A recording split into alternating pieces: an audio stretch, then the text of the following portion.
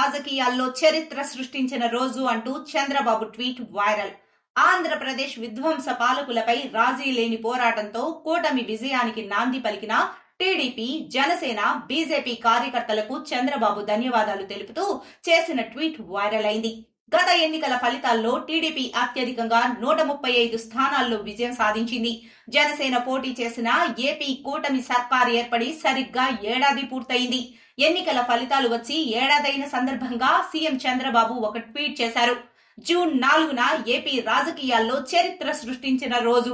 June 4 ప్రజా తీర్పుతో ఉన్మాద పాలన పోయిన రోజు. జూన్ 4 ప్రజా విప్లవానికి నియంత పాలకులు కొట్టుకుపోయిన రోజు అని వ్యాఖ్యానించారు. ఏపీ దిశను మార్చేందుకు ప్రజలు ఇచ్చిన ఏకపక్ష తీర్పునకు ఏడాది పూర్తయిన సందర్భంగా ప్రజలకు నమస్కారాలంటూ సీఎం చంద్రబాబు పోస్ట్ చేశారు. రాజీ లేని పోరాటంతో కూటమి విజయం సాధించింది.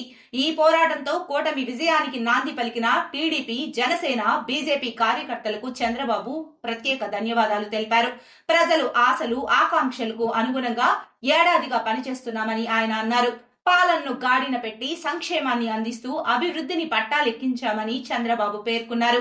వచ్చే 4 ఏళ్లలో మరిన్ని సంక్షేమ కార్యక్రమాలు చేపడతామన్నారు సీఎం చంద్రబాబు.